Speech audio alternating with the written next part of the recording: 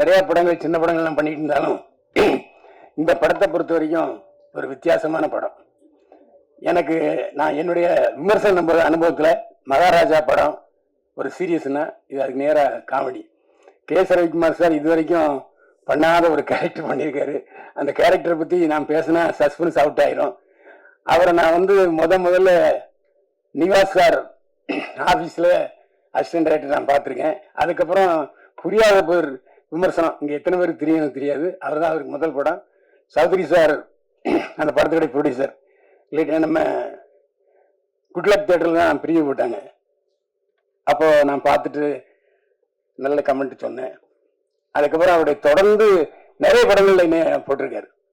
அதாவது நான் இன்னைக்கு வில்லன் படத்தில் எல்லாரும் பேசுகிறாங்கன்னா அது காரணம் கே. ரவிக்குமார் சார் தான். பாக்யராஜ் சாருக்கு அப்புறம் இன்னைய ராமநாயணன் சார், அதுக்கப்புறம் கே. ரவிக்குமார் சார் தான் தொடர்ந்து அவருடைய படங்கள்ல போட்டாங்க. அதனால அவர் கடமைப்பட்டவன்.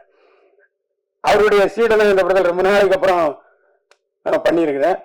நகுல் எத்தனையோ ஹீரோஸை நான் பார்த்துருக்கேன். ரொம்ப ஜாலியா ரொம்ப நாளா பழகின ஒரு மாதிரி பழகினாரு.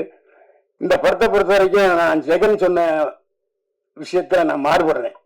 நான் ஏன்னா இந்தியன் 2 படத்தில் அவர் ரொம்ப விமர்சிச்சு எழுதியிருந்தேன், நல்லா எழுதியிருந்தேன். அதை இப்போ வாபஸ் வாங்கிக்கிறேன். ஏன்னா அவரு நான் நல்லதே சொல்லலன்னு சொன்னாரு. ஏன்னா எப்பவுமே நடிகர்கள்ட்ட ஒரு வித்தியாசமான பழக்கம் என்ன, பாராட்டினா கண்டுக்கவே மாட்டாங்க. லேசா கிள்னா போதும் உடனே காய்ச்சி முச்சுன்னு கத்துவாங்க.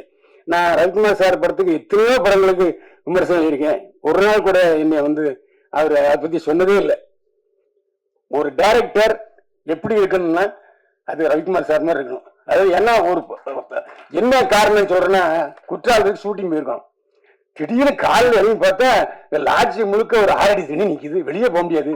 அங்கிருந்து ஷிஃப்ட் ஆகி ஒரு படத்தை முடிச்சு கொடுத்தாரு. அந்த படம் சின்ன படம் தான், பெரிய லாபம். அதே மாதிரி அது ஜெகன் சொன்ன இன்னும் மறுச்சு விடுறேன். ஒரே செண்டு தான் கொடுத்தாங்க. உண்மையிலே லேவிஷா செலவு பண்ணாங்க இந்த படத்தை பொறுத்த வரைக்கும். அதாவது காட்சிக்கு என்ன தேவையோ அதை டைரக்டர் செஞ்சாரு.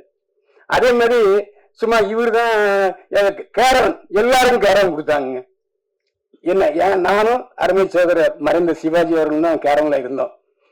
அவருடைய நினைவு வெறும் ரசசாதம் தான் சாப்பிட்டாரு. ஒரு 10 நாள் சேர்த்து விட்டாரு. ஏன்னா அப்படி ஒரு நல்ல அவங்க அண்ணன் நடிகர் சந்தான பாரதி, அவருடைய தம்பி தான் ஆர். சிவாஜி. எங்க வீட்டு பக்கத்துல இருந்தார் ஆரம்பத்துல திருவான்மையூர்ல. அவர் இறப்பு, அவருடைய ஆத்மா இந்த இடத்துல கண்டிப்பா சுத்திட்டு இருக்கும். ஏன்னா சினிமாவை சுவாசிச்சவர் ஆர். சிவாஜி.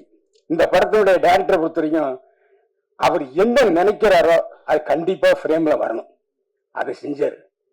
அதே மாதிரி இந்த படத்தினுடைய கதை யூகிக்கவே முடியல.